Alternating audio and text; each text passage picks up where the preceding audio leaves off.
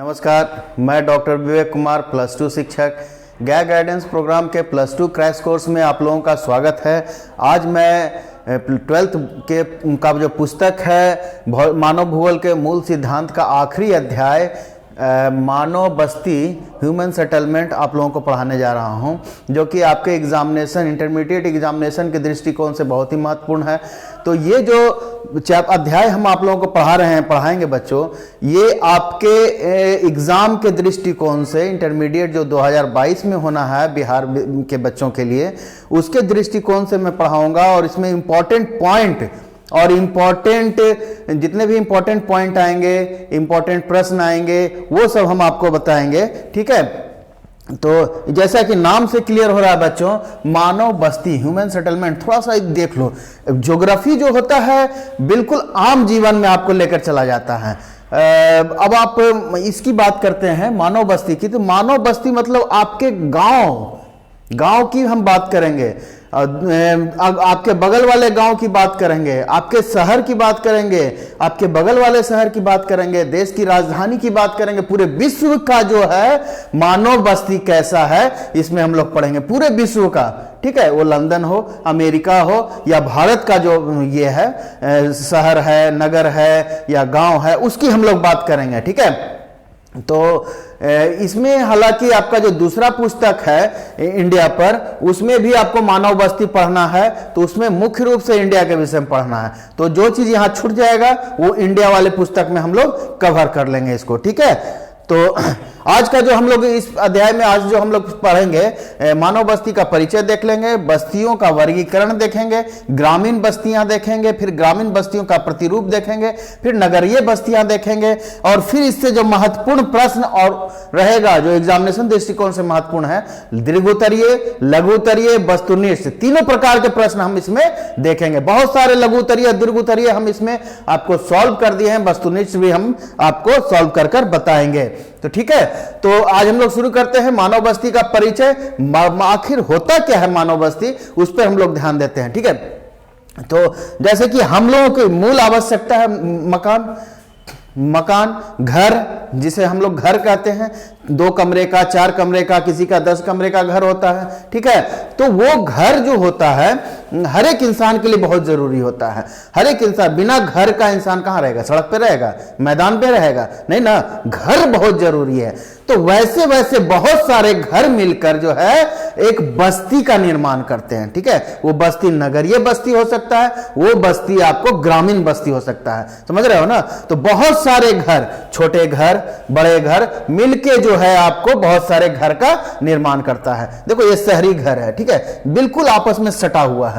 ये भी एक शहर का घर, गांव घर है, एक शहर है, छोटा सा शहर है, लेकिन यहां पर घरों की संख्या कम है। ठीक है, तो हम लोग मकान के समूह को जो अलग अलग भाग में बांटते हैं, उसमें ग्राम कहते हैं, किसी को नगर कहते हैं, किसी को शहर कहते हैं। ठीक है, ये जितने भी घर हैं सब अस्थाई रूप से होते हैं। ध्यान रहे, सारे घर क्या होते हैं? अस्थाई रूप से होते हैं। एक बार घर बन गया, एक बार बस्ती बस गई, एक बार गांव बस गया, तो वो गांव बसा रहेगा हजारों हजार साल तक, वो जल्दी समाप्त नहीं होता है। ठीक है, अब जैसे कि बंजारों का घर जो होता है, बंजारे क्या होते हैं? 6 महीना कहीं और रहते हैं, वो रह के अपना आर्थिक उपार्जन करते हैं। देखते हैं कि उनका मौसम वहां सही नहीं है, उनके अनुकूल नहीं है, या वहां पे उनकी कमाई समाप्त हो रही है, तो बंजारा अपना घर वहां से उठाकर दूसरे जगह चले जाते हैं। तो हम लोग तो बंजारों की तरह जीवन नहीं जी रहे हैं। अब जो है हम लोग परमानेंट घर बना लिए हैं। अब हमारा गांव है,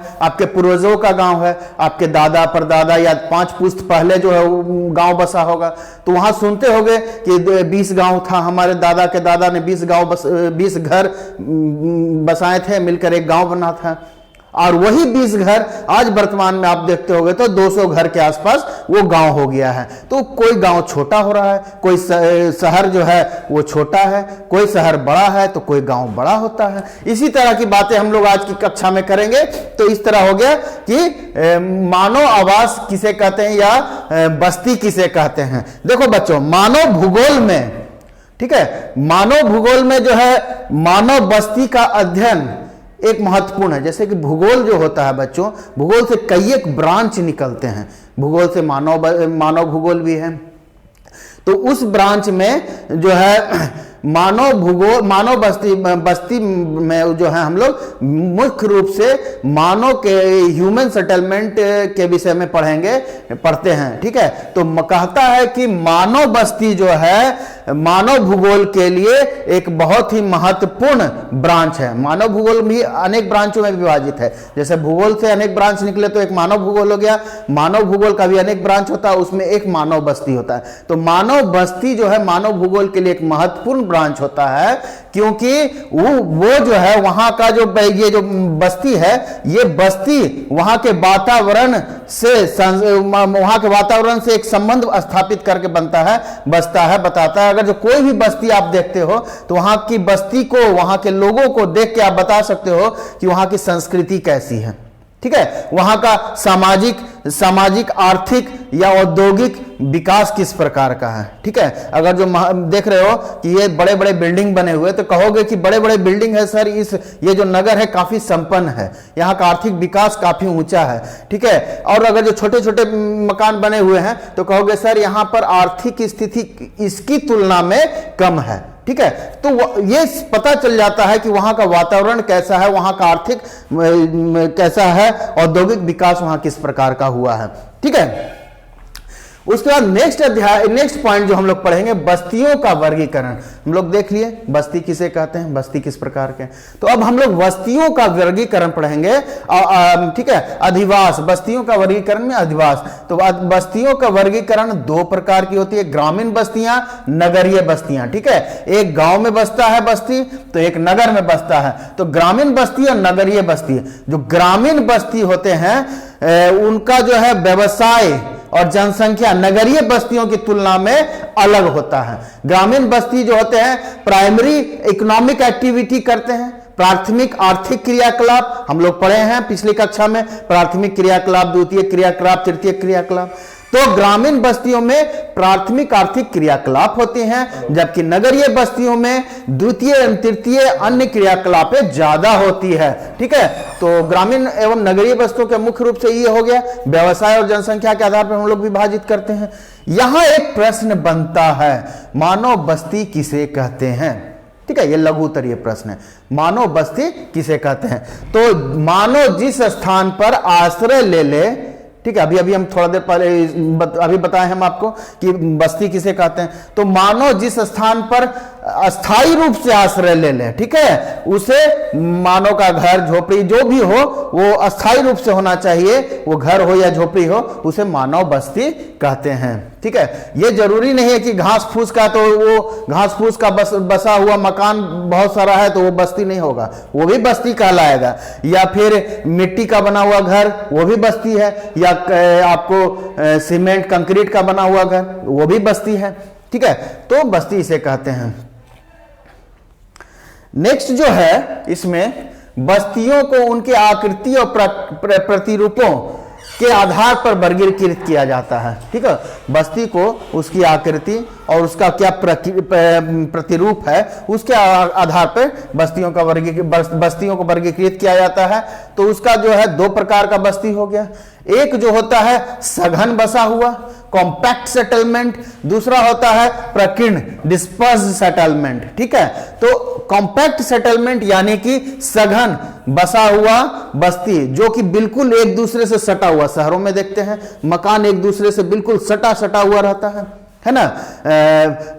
चले आओ गया, चले आओ गया में भी देखोगे, उसके बाद पटना चले जाओ। अब तो गांवों में भी बच्चों मकान 1 सेंटीमीटर भी नहीं छोड़ा जा रहा। लोग, जनसंख्या इतनी ज्यादा तेजी से बढ़ रही है कि लोग मकान सटा के बना रहे हैं। बहुत सारे गांव में आप देख लोगे, फिर भी बहुत गांव है जो कि दूरी पर मकान बना रहता है। लेकिन अब जो है शहरों की बात करेंगे, देखो इस तरह की बसाव हो गई है शहरों में, तो इसे कहते हैं सघन बस्तियां या कॉम्पैक्ट सेटलमेंट। इतनी बड़ी बड़ी बिल्डिंगें बन जाती हैं।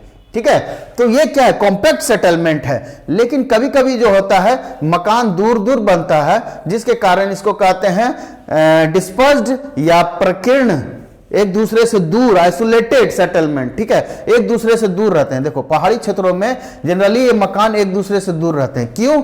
क्योंकि इसके पीछे कारण है कि जो क्षेत्र में मकान बसा हुआ है वहां की भूमि उपजाऊ अगर जो ज्यादा है, वहां पे आर्थिक क्रियाकलाप ज्यादा हो रही है, तो वहां पे कॉम्पैक्ट सेटलमेंट होगा, वहां पे ज्यादा घना बसा आबादी होगा। और जहां पर आर्थिक क्रियाकलाप, प्राइमरी एक्टिविटी कम होगा, द्वितीय तृतीय एक्टिविटी कम होगा, तो वहां कम लोग जाकर बसेंगे और वहां पर इस तरह का डिस्पर्स्ड एक्टिविटी सेटलमेंट देखने को मिलेगा, यानी कि प्रकीर्ण एकाकी बस्तियां देखने को यहां पर मिलेगी। ठीक है, इस पर एक सवाल आ जाता है बच्चों कि प्रकीर्ण, बिखरी हुई, प्रकीर्ण मींस बिखरी हुई या सघन गुच्छित बस्तियों में क्या अंतर है? ठीक है, लघुत्तरीय सवाल है। इसको आप उस पिक्चर के माध्यम से, इस पिक्चर के माध्यम से इस सवाल को आप सॉल्व कर सकते हो कि बिखरी हुई, प्रकीर्ण, बिखरी हुई, सघन मींस गुच्छित बस्तियों में क्या अंतर है। तो दिमाग में वो पिक्चर रखो, देखो सवाल खुद ब खुद सॉल्व होगा। हम लोग देखते हैं सघन बस्ती की, जो कॉम्पैक्ट ये सेटलमेंट था उसकी बात करते हैं। सघन बस्ती, याद करो पिक्चर जो है पूरा बसा हुआ मकान है, सब पूरा शहर जो है एकदम कॉम्पैक्ट है, एकदम बिल्कुल आपस में सटा हुआ है, 1 सेंटीमीटर का भी जगह कहीं नहीं मिल रहा है। ठीक है, तो वहां पे हम लोग क्या लिखेंगे उसके विषय में? सघन बस्तियां उन क्षेत्रों में मिलती हैं जहां मनुष्य सामाजिक दृष्टिकोण से अपने पूरे समाज के साथ मिलकर रहता है। ठीक है, बस्ती बसाने के पीछे एक बहुत बड़ा कारण है प्राचीन काल से ही कि पहले तो प्राकृतिक आपदा और जंगली जीव जंतुओं से लोग बचने के लिए गुफा या मकान या झोपड़ी बनाकर साथ में 10-20 लोगों के समूह में रहते थे। धीरे धीरे लोग आपस में रहने के आदी हो गए। ठीक है, कॉम्पैक्ट हो गए, मतलब कि कहो कि एक संयुक्त परिवार और एक एकल परिवार। संयुक्त परिवार जो है आपस में लोग सहयोग करते हैं, उनका जीना आसान होता है एकल परिवार की तुलना में। एकल परिवार 2-4 लोगों के बीच की जीवन होती है, उनका जो संयुक्त परिवार की तुलना में समस्याएं उनके साथ ज्यादा आती हैं। संयुक्त परिवार में अगर जो छोटा सा भी समस्या आता तो 10-20 लोगों का परिवार होता है, वो कोई ना कोई सॉल्व कर देता है चुटकियों में। लेकिन एकल परिवार में होता है कि 2-4 लोग हैं, उन्हीं को सॉल्व करना है, तो समस्याएं ज्यादा कठिन हो जाती है। ये मेरी सोच है, ऐसे सच है ये कि संयुक्त परिवार में रहना ज्यादा आसान है, एकल परिवार में रहना वो उतना ही कष्टकारी होता है। उसी प्रकार जो होता है सघन बस्तियां और प्रकीर्ण बस्तियों का भी उदाहरण है। सघन बस्तियों में समाज जो है एक साथ कॉम्पैक्ट होकर जीना चाहते हैं, साथ में रहकर जीना चाहते हैं। उसके बाद जो है एकल बस्ती में जो है, प्रकीर्ण बस्तियों में जो है वो भूमि उपजाऊ नहीं है, क्योंकि यहां पर जो है सघन बस्ती में भूमि उपजाऊ है, आर्थिक क्रियाकलाप ज्यादा हो रही है। ठीक है, सेकेंडरी टर्सरी एक्टिविटीज वो ज्यादा हो रही है। लेकिन यहां पर जो है प्रकीर्ण बस्तियां इसलिए बस्ती है कि वहां सिर्फ प्राइमरी एक्टिविटी हो रही है और वहां उसमें भी जो है भूमि उपजाऊ नहीं है, तो क्या होता है, कम लोग बसते हैं। ठीक है, वो दूर दूर बसते हैं ताकि एक खेत का मालिक जो है, एक बड़े से खेत का मालिक एक जगह रहेगा और वो बड़े से खेत में खेती करेगा और उसका उपज का उपयोग करेगा। तो यहां पर क्या, भूमि की उपज नहीं होने के कारण लोग आपस दूर दूर रहते हैं, अलग रहना पसंद करते हैं। इसमें जो है उसके बाद सघन बस्ती में क्या है, सुरक्षा के दृष्टिकोण से मिलजुल कर रहते हैं। लेकिन ये प्रकीर्ण बस्तियों में ये एकाकी जीवन के में हो जाते हैं, मतलब कि इनको एकांतवास, इनको अकेले रहना पसंद हो जाता है। सघन बस्तियों में जो है मकान एक दूसरे से बिल्कुल सटे होते हैं, जबकि प्रकीर्ण बस्तियों में मकान एक दूसरे से दूर दूर हैं। पिक्चर में हम लोगों ने देखा। उसके बाद इन बस्तियों में गंदगी अधिक होती है। जहां पर बस्तियां सघन हो जाती है, शहरों को देख लो, अपने गांव में जहां पर बहुत ज्यादा घना आबादी है उनको देख लो, तो देखोगे कि वहां पर गंदे पानी के नाले बह रहे हैं, गंदगी जो है, कूड़ा कचरा जो है अगल बगल कहीं रख दिया जा रहा है, तो वहां पे गंदगी बहुत ज्यादा हो जा रही है बनिस्पत की प्रकीर्ण बस्तियों के। ठीक है, वहां पे गंदगी कम होती है। उसके बाद जो है इनके सघन बस्तियों में खेत का आकार छोटा होता है और प्रकीर्ण बस्तियों में खेत का आकार बड़ा होता है। ठीक है, उपजाऊ के दृष्टिकोण से। उसके बाद जो है ग्रामीण बस्तियां, नेक्स्ट पॉइंट जो बनता है बच्चों, ग्रामीण बस्तियां। ग्रामीण बस्ती किसे कह रहे हैं? ठीक है, ग्रामीण बस्ती, इसमें एक सवाल भी आ रहा है ग्रामीण बस्तियों पर कि ग्रामीण बस्ती किसे कहते हैं। ग्रामीण बस्तियों की अवस्थिति को प्रभावित करने वाले कारकों का उल्लेख कीजिए। ठीक है, अभी तक हम लोग नगरीय में देख रहे थे, पूरी बस्ती की बात कर रहे थे। अब ग्रामीण बस्ती में जो है किसे कहते हैं वो हम लोग देखना परिभाषा, और उसको कैसे विभाजित करेंगे उस पर हम लोग ध्यान देंगे। तो जिन बस्तियों में अधिकांश जनसंख्या प्राथमिक कार्य करती है, ठीक है, ग्रामीण बस्ती या शहर बस्ती का मुख्य जो है विभाजन का ये पॉइंट है कि ग्रामीण बस्तियों में प्राथमिक आर्थिक क्रियाकलाप 75% से अधिक लोग करते हैं, जबकि नगरीय बस्तियों में सेकेंडरी और टर्सरी इकोनॉमिक एक्टिविटी जो है वो 75% से ज्यादा करते हैं। ठीक है, इसको ध्यान रखना, ये दोनों का विभाजन का मुख्य बिंदु है, तो याद रखना। तो हम लोग जब भी लिखेंगे कि ग्रामीण बस्ती किसे कहते हैं, तो ग्रामीण बस्ती में अधिकांशतः प्राथमिक कार्य होते हैं। ठीक है, प्राथमिक आर्थिक क्रियाकलाप हम लोग पिछले कक्षा में पढ़ चुके हैं। प्राथमिक क्रिया, आर्थिक क्रिया, द्वितीयक आर्थिक क्रियाकलाप, तृतीयक, इसलिए आप ध्यान से देख लेना उस वीडियो को, समझ लेना फिर नहीं पढ़े हो तो प्राथमिक कार्य बहुत ज्यादा हो रहे हैं, तो ग्रामीण बस्ती कहते हैं। ठीक है, किस तरह का प्राथमिक? कृषि, पशुपालन, मत्स्य पालन इत्यादि। ठीक है, और दूसरा चीज है कि ग्रामीण बस्तियों की जनसंख्या नगरीय बस्ती की अपेक्षा कम होती है, तो आकार भी छोटा हो जाएगा। नगर जो है, शहर जो है, जैसे कि गया शहर बहुत बड़ा है, उससे बड़ा पटना शहर है, उससे बड़ा दिल्ली शहर है, तो वो बढ़ते जा रहा बड़ा शहर है। तो उसके बाद जो है गांव में हम लोग देखेंगे कि 100 घर का गांव है, कोई कहता है हमारा गांव 200 घर का, कोई कहता है 500 घर का, कोई गांव 1000 घर का भी होता है। तो इस तरह जो है जनसंख्या के आधार पे भी ग्रामीण जो है छोटा बड़ा हो जाता है। अब जो है ग्रामीण बस्तियों को प्रभावित करने वाले कारक, कोई भी गांव कहीं क्यों बसेगा, ठीक है, उसको प्रभावित कोई कारक करेगा तब ना। कोई कारक, फैक्टर जो है, कारक मीन्स कारण, क्यों बसा वो गांव, ठीक है ना। तो उसको जो प्रभावित करने वाले कारक हैं 5 हैं, वो है जल आपूर्ति, भूमि, उच्च भूमि का क्षेत्र, गृह निर्माण सामग्री और सुरक्षा। ठीक है, इसको हम एक एक करके हम लोग देखते हैं पांचों को। ठीक है, पहला है जलापूर्ति। जलापूर्ति के कारण जो है हम लोग प्राचीन काल से देखते आ रहे हैं, मोहनजोदड़ो की बात करेंगे तो प्राचीन काल से ही जल आपूर्ति के कारण, जल जहां पर नदी था, जहां पर या फिर समुद्र के किनारे भी बहुत सारी जनसंख्याएं बसी। ठीक है, क्योंकि हमारा जीवन जो है, जीवन का मुख्य आधार जल है। ऑक्सीजन, सांस नहीं लोगे, ऑक्सीजन नहीं सांस लोगे तो 1 मिनट से ज्यादा नहीं जिंदा रहोगे। अगर जो जल तुम्हारे जीवन से बाहर कर दिया जाए तो 2-4 दिन, 10 दिन, 20 दिन, उसके बाद तो जीवन समाप्त हो जाएगा। जल भी उतना ही इंपॉर्टेंट है, ठीक है, जितना इंपॉर्टेंट वायु है। उसके बाद भोजन का है, ठीक है, तो भोजन भी उतना ही इंपॉर्टेंट है। लेकिन खैर, जल की आपूर्ति की हम बात कर रहे हैं, तो हमारे प्राचीन से अभी वर्तमान तक कहां कहां गांव बसती है? नदियों किनारे, झीलों किनारे, झरनों के किनारे, क्योंकि हमें जल की आपूर्ति आसानी से हो जाती है।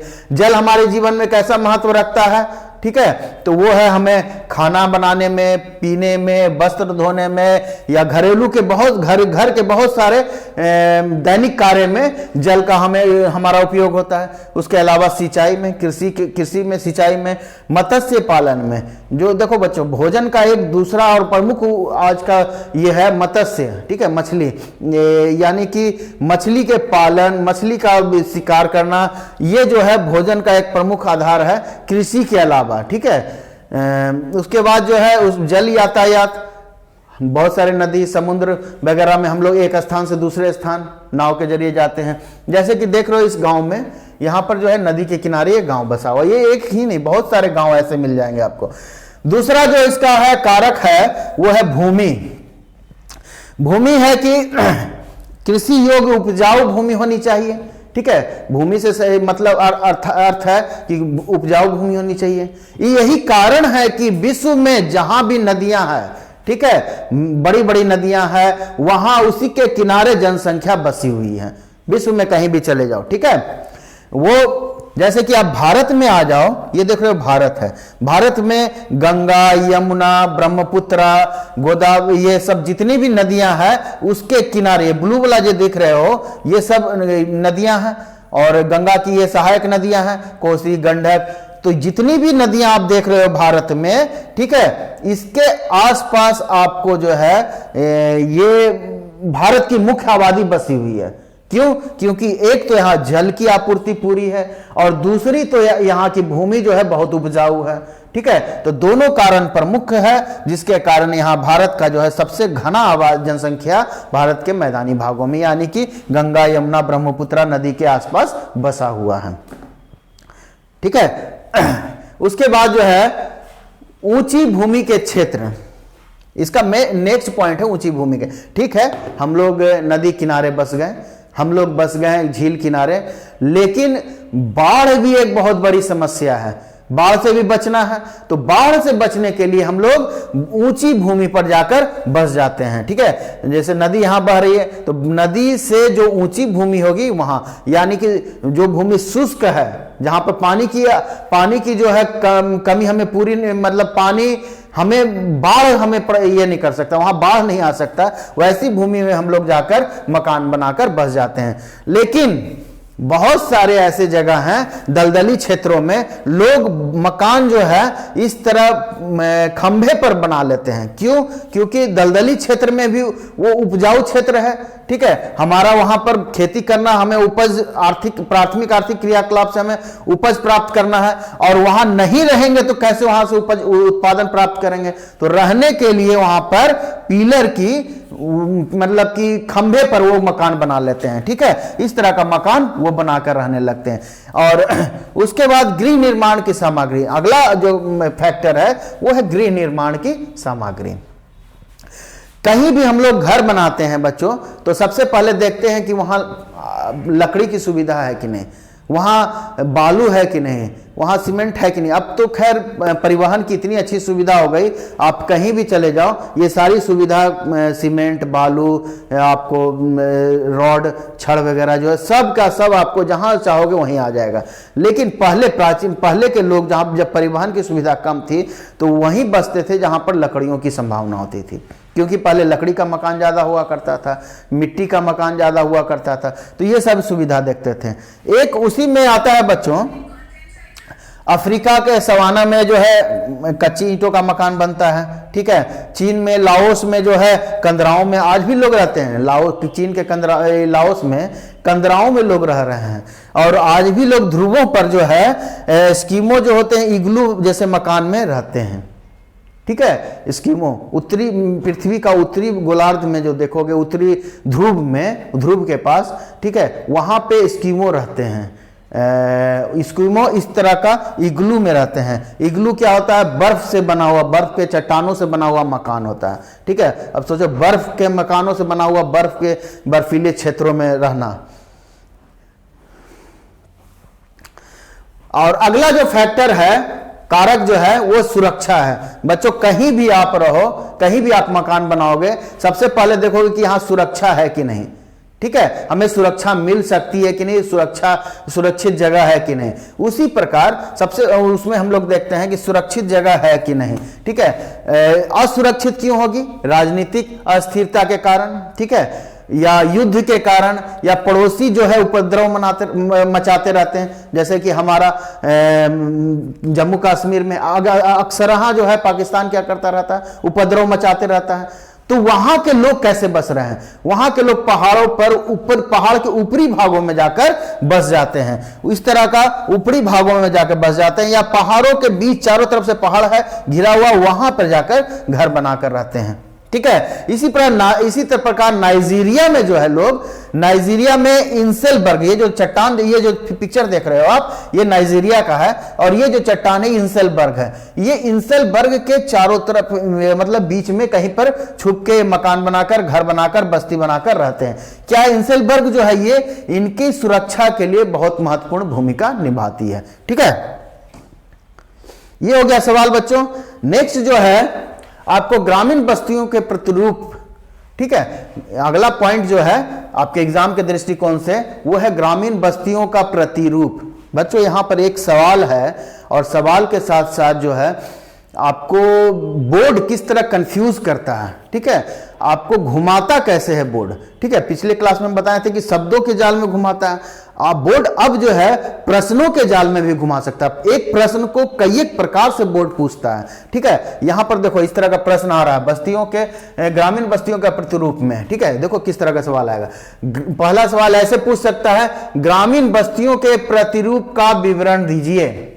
ठीक है, इसी सवाल को फिर दूसरी तरह से घुमाएगा, प्रतिरूप के आधार पर ग्रामीण अधिवासों का वर्गीकरण प्रस्तुत कीजिए। ठीक है, फिर इस सवाल को और घुमाएगा एक बार, ग्रामीण अधिवासों के किन्हीं 5 प्रतिरूपों की विवेचना कीजिए। ठीक है, सवाल वही है, जवाब सबका एक है, लेकिन सवाल घुमा रहा है आपको कंफ्यूज करने के लिए, डराने के लिए। तो ये थोड़ा सा माइंड सेट कर लीजिए कि बोर्ड सवाल पूछ रहा है। देखो तुम्हारा तो सिलेबस लिमिट है, उसी से बोर्ड को सवाल पूछना है, तो बोर्ड जो है सवाल को और घुमा घुमा कर पूछते रहता है। तो इस पॉइंट को आप समझ लोगे तो आप किसी तरह से भी इस पॉइंट इससे सवाल पूछेगा, आप जवाब इसका दे दोगे। ठीक है, तो क्या है, ग्रामीण बस्तियों के प्रतिरूपों का विवरण करने जा रहे हैं हम लोग। तो इसमें है कि कोई भी ग्रामीण बस्ती जिस स्थान पर बसा होता है वो स्थान स्थलाकृति और ढाल इत्यादि के प्रभाव आकार से प्रभावित होता है। ठीक है, कहने का मतलब है कि जो भी बस्ती बस रहा है वहां के प्राकृतिक से वो प्रभावित है, ढाल हो, मैदानी भाग हो, किसी भी क्षेत्र, किसी भी मतलब कि वहां के स्थलाकृति से वो प्रभावित है ग्रामीण का। ठीक है, उसमें जो है इसी के आधार पर ग्रामीण बस्तियों को उनकी ज्यामितीय आकृति के आधार पर निम्नलिखित प्रतिरूपों में विभक्त किया जाता है। ज्यामितीय आकृति, ज्यामिति आप लोग गणित में पढ़े होंगे। ठीक है, ज्यामिति, त्रिभुज, वृत्त, आयत, ये सब पढ़े थे तो याद होगा। तो उस तरह का एक मैप बन जाता है। ठीक है, उस तरह का जो है ग्रामीण जो भी बस्ती है उसका स्ट्रक्चर बन जाता है। ठीक है, हम लोग जो भी बात कर रहे हैं स्ट्रक्चर का, हम लोग आसमान से देख रहे हैं। ठीक है, ठीक है, जमीन पे नहीं, हम लोग अभी आसमान में उड़ रहे हैं। आसमान पे जाकर ऊपर से, मैंने कहो कि हम लोग हवाई जहाज पे बैठकर ऊपर से देख रहे हैं कि जमीन पे किस किस आकार की बस्ती बनी हुई है। ठीक है, तो उस बस्ती की हम लोग देखते हैं। तो ग्रामीण ज्यामितीय आकृति के, हाँ यहां पर एक सवाल है, इस तरह से भी सवाल पूछ सकता है कि ज्यामितीय आकृति के आधार पर ग्रामीणों के प्रतिरूपों का विवरण दीजिए। ठीक है, सवाल को और घुमा सकता है, तो ध्यान रखिएगा। तो ज्यामितीय आकार पर ग्रामीण बस्तियों को 6 भागों में हम लोग विभाजित करते हैं, रेखीय प्रतिरूप, आयताकार या चौक पट्टी प्रतिरूप, तारे के आकार का प्रतिरूप, टी आकार, वाई आकार, क्रॉस या क्रूस आकार का प्रतिरूप, वृत्ताकार प्रतिरूप, दोहरे ग्राम। ठीक है, ये 6 प्रकार के ग्रामीण बस्तियों का प्रतिरूप होता है। इन सभी 6 आकार को हम बारी बारी से पढ़ते हैं और समझते हैं। ठीक है, रेखीय प्रतिरूप, लीनियर पैटर्न। रेखीय प्रतिरूप कहां बनेगा, क्या होता है रेखीय प्रतिरूप? रेखीय प्रतिरूप में होता है कि गांव बस्ती जो है एक लाइन से बसा हुआ है। ठीक है, यहां से शुरू हुआ तो ऐसे ऐसे बसते चला गया। क्यों बसते चला जाएगा? ठीक है, आप जो है किसी भी शहर पे चले जाओ, किसी भी शहर में, और वहां या फिर किसी गांव में चले जाओ, तो वो गांव अगर जो सड़क किनारे या रेलवे लाइन किनारे या नदी किनारे बसा हुआ है तो देखो कि वो सिर्फ किनारे किनारे ही बसा हुआ है, नदी किनारे, या फिर वो सीधे लाइन से सड़क किनारे बसा हुआ है, अंदर फैल नहीं रहा है वो, लेकिन वो लाइन से बसा हुआ है। जैसे कि इस आकृति में हम देख रहे हैं, ये सड़क गुजरा है। ठीक है, और ये दोनों साइड से ये मकान है। ठीक है, ये दोनों साइड से ये मकान है, ये सड़क है और मकान, दोनों साइड से मकान में ये बसा हुआ। इसी तरह ये रेलवे लाइन है, तो रेलवे लाइन के दोनों साइड से मकान बस जाएगा, तो क्या हो जाएगा, ये रेखीय प्रतिरूप हो जाएगा। ठीक है, उसके बाद दूसरा जो आता है वो है आयताकार या चौक पट्टी प्रतिरूप, रेक्टेंगुलर पैटर्न। ठीक है, रेक्टेंगुलर पैटर्न में क्या होता है, वो आयत के आकार का हो जाता है। ठीक है, इस तरह का आयत के आकार, या जैसे ये देख रहे हो स्क्रीन, इसके आकार का बस जाता है। कब बसेगा, जब 2 सड़क एक दूसरे को समान कोण पे काट देते हैं, यानी चौराहा बन जाता है, इस तरह का चौराहा चौक बन जाता है, तो चौक के चारों तरफ, चौराहे के चारों तरफ जो है मकान बसने लगता है। बसते बसते एक समय ये आता है कि ये जो है एक आयताकार रूप ले लेता है। ठीक है, इसलिए इसको आयताकार कहते हैं। ये जनरली जो है सामान्य रूप से समतल मैदानी क्षेत्रों में ये अधिक इस तरह का प्रतिरूप देखने को मिलता है। अगला है तारे के आकार का प्रतिरूप। ठीक है, तारा, स्टार, है ना, तारा। जब एक कोई भी गांव में बहुत सारे सड़क आ जाएं, अभी तो हम लोग चौराहे की बात कर रहे हैं, अब चौराहे से 6 रास्ता आकर अगर जो मिल जाए उस गांव में, 7 रास्ता आकर मिल जाए, जैसे कि यहां आकर मिला है, ये 2 3 4 5 6 7 8 सड़क सभी एक सेंटर पे आकर मिला है। तो ये क्या है, इसी सड़क के किनारे किनारे बहुत सारे मकान बन जाएंगे। जब ये मकान इस सड़क के किनारे किनारे बनेगा तो ये एक स्टार की तरह दिखेगा, एक तारे की तरह दिखेगा। ठीक है। उसके बाद जो होता है टी आकार, वाई आकार या क्रॉस या क्रूस आकार का शेप। टी आकार क्या होता है? टी आकार जैसे कि हम लोग कहते हैं कि एक सड़क जा रहा है दूसरे सड़क से जाके ऐसे मिल गया, जैसे ही मिलता है तो ये सड़क यहाँ खत्म हो जाती है, 2 भागों में बढ़ जाता है, तो ये क्या हुआ, टी शेप में आ गया, ये टी आकार हो गया। उसी तरह जो है वाई आकार, वाई आकार में क्या होता है, एक सड़क गुजरी है, ठीक है, एक सड़क ऐसे गुजर रहा है, उससे जाकर 2 सड़क ऐसे मिल गया, तो ये क्या हो गया, ये वाई आकार का शेप बना दे रहा है। ठीक है ना, वाई आकार का। उसके बाद क्रूस आकार या क्रॉस। ठीक है, क्रॉस तो देख ही रहे हो, इस तरह क्रॉस। और क्रूस, क्रूस होता है जो महिलाएं जो ये स्वेटर बुनती है, तो वो दो क्रूस जो बन गया वो भी क्रॉस ही है, क्रॉस क्रूस सेम चीज है, तो वो हो जाता है। देखो यहां पर टी शेप आकार का ये यहां पर पिक्चर दिखाया गया है। यहां पर 2 सड़कें हैं, एक सड़क जाके इसमें रुक गए, मिल गया, तो ये टी शेप बन रहा है यहां पर। अगला जो है वृत्ताकार।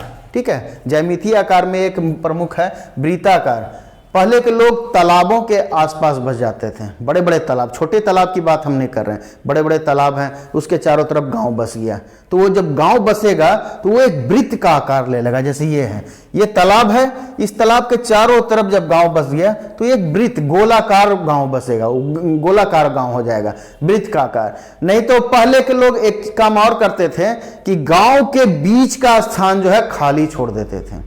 ठीक है, बड़ा सा गोल सा गांव का स्थान जो था वो खाली रहता था, वो जानवरों के देखरेख के लिए रहता था, और चारों तरफ से मकान बन जाते थे, तो वो भी एक वृत्ताकार गांव का उदाहरण होता था। उसके बाद दोहरा ग्राम। दोहरा ग्राम कैसे होता है? आजकल जो है आधुनिक युग में पुल पुलिया बहुत बन रहे हैं, हर एक नदियों पर पुल बन जा रहा है। जब देखो कि किसी नदी पर, बड़े बड़े नदियों पर, या गंगा नदी देख लो या कोई भी नदी देखो, उस पर पुल जब बनता है तो दोनों साइड पुल के एक एक गांव बस जाता है, तो वो गांव जो बसता है उस गांव को कहते हैं दोहरा ग्राम, डबल विलेज। ठीक है, जैसे कि पिक्चर में दिखाया गया, ये एक नदी है, ठीक है, ये एक नदी है, इस नदी के ऊपर से सड़क पर पुल बना दिया गया, तो बना देने के बाद जो दोनों साइड पुल के जो गांव बस गए, इसे कहते हैं दोहरा प्रतिरूप या डबल विलेज। ठीक है, अब आते हैं हम लोग नगरीय बस्तियां में। नगरीय बस्ती, नगरीय बस्ती का प्रचलन बच्चों 200-300 साल पहले या 200-300 साल 400 साल पहले बहुत तेजी से बढ़ा है। पहले लोग गांव में रहना ज्यादा पसंद करते थे, सुरक्षित महसूस करते थे, लेकिन आर्थिक क्रियाकलाप कम होने के कारण, उनको पैसे की परेशानी के कारण वो जो है ग्रामीण क्षेत्र, क्यों परेशानी हुई, क्योंकि जनसंख्या तेजी से बढ़ने लगा, तो ग्रामीण क्षेत्र के लोग जो है शहरों की तरफ जाकर बसना प्रारंभ कर दिए। तब से जो है नगरों की जनसंख्या तेजी से बढ़ने लगी। तो क्या कहते हैं नगरीय बस्ती?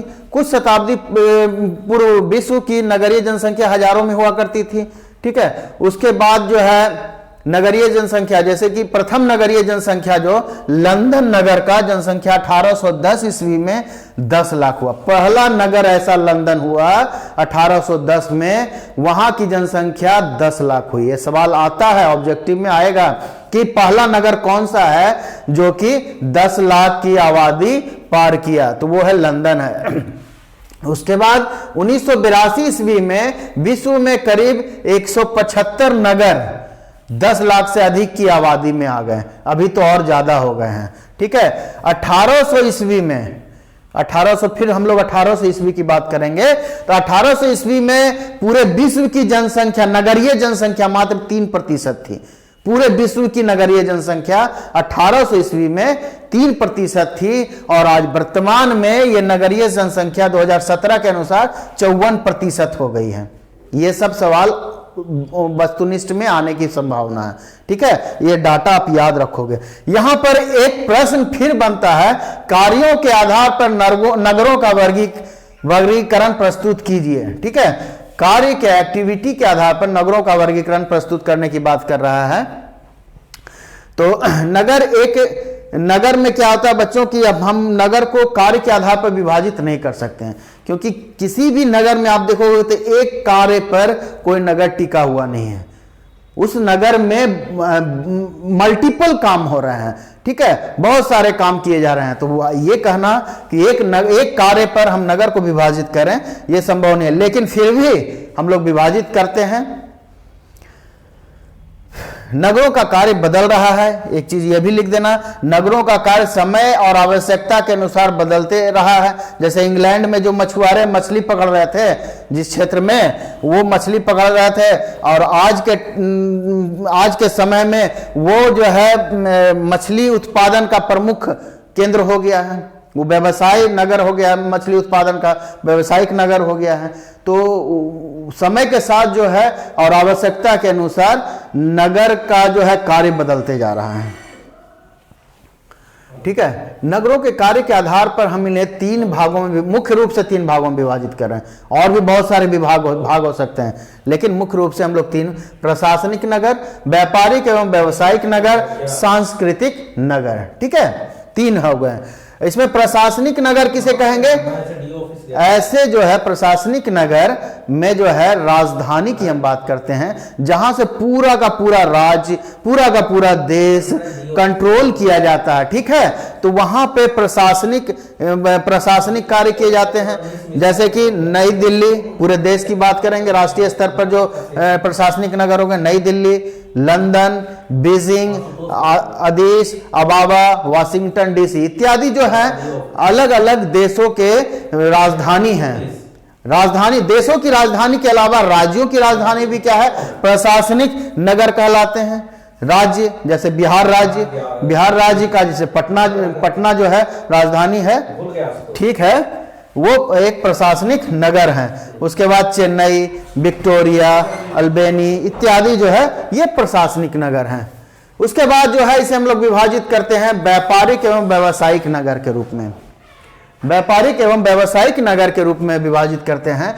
तो व्यापारिक व्यावसायिक कृषि बाजार के आधार पर, उसके बाद बैंकिंग एवं वित्तीय कार्य के आधार पर, ठीक है, परिवहन केंद्र के आधार पर व्यावसायिक नगरों को पुनः हम लोग उप विभाग में विभाजित कर देते हैं। तो ये हो गया व्यापारिक और व्यवसायिक नगर। उसका सांस्कृतिक नगर धार्मिक स्थल है ना, तीर्थ स्थल, जैसे हम लोगों का बनारस, या फिर चले जाओ पुरी, जगन्नाथपुरी, या फिर चले जाओ आप अमरनाथ या वैष्णो देवी। ये सब क्या है? एक सांस्कृतिक स्थल है, तीर्थ स्थल है। उसी तरह पूरे विश्व में भी है, जेरूसलम है, मक्का है, ये सब जो है सांस्कृतिक स्थल है पूरे विश्व में। उपयुक्त जो विभाजन हमने किया, इसके अतिरिक्त नगरों को और भी बहुत सारे विभाजनों में विभक्त किया जा सकता है। जैसे स्वास्थ्य एवं मनोरंजन के नगर के रूप में गोवा, मियामी, ये सब जो है कि अच्छा इन्वायरमेंट है, यहाँ साफ सुथरा इन्वायरमेंट है, तो लोग वहाँ स्वास्थ्य के और मनोरंजन के दृष्टिकोण से वहां लोग जाते हैं। औद्योगिक नगर जैसे उदाहरण में पिट्सबर्ग या जमशेदपुर, यहां इंडस्ट्री है बड़े बड़े। खनन नगर उदाहरण में ब्रोकन हिल और धनबाद, आपका झारखंड राज्य का धनबाद, यहां पे क्या एक खनन नगर है, यहां से खनिज पदार्थ बाहर निकाले जाते हैं। परिवहन नगर उदाहरण में सिंगापुर और मुगल सराय, यहां से बहुत सारे मतलब परिवहन नगर है, यहां से बहुत सारी ट्रेनें एक दूसरे क्षेत्र में जाती हैं। अगला जो सवाल बनता है बच्चों, विकासशील देशों में नगरीय बस्तियों की समस्याओं की विवेचना कीजिए। ये आज के जीवन का एक बहुत ही मुख्य समस्या भी है बच्चों। इसे आप अगर जो देखोगे तो आपको लगेगा कि मेरे आसपास की समस्याओं की हम बात कर रहे हैं, ठीक है। तो ये समस्या जो है विकासशील देश, हमारा भारत क्या है, एक विकासशील देश है। तो विकासशील देश में नगरीय बस्तियों, हमारे कोई भी नगर हो, गया हो, पटना हो, या छोटे छोटे जो भी नगर हो, या दिल्ली हो या मुंबई हो, ये सभी नगरों में एक जो है समस्या विकसित हो रही है, वो है तो उसको हम लोग देखते हैं किस तरह की समस्याएं विकसित हो रही है। तो विकासशील देशों में बस्तियों से संबंधित कई प्रकार की समस्याएं हैं, जैसे कि जनसंख्या का केंद्रीकरण, ठीक है, छोटे एवं तंग आवास, गलियां, पीने योग्य जल सुविधाओं इत्यादि। उसके बाद बहुत सारी आधुनिक मतलब कि आधारभूत सुविधाओं की कमी, बहुत सारे आधारभूत सुविधाओं की कमी, जैसे कि बिजली, गंदे पानी के निकासी, स्वास्थ्य, शिक्षा, ये सब आधारभूत सुविधाएं हैं जो कि मानव को मिलना चाहिए, मिल नहीं पा रहा है।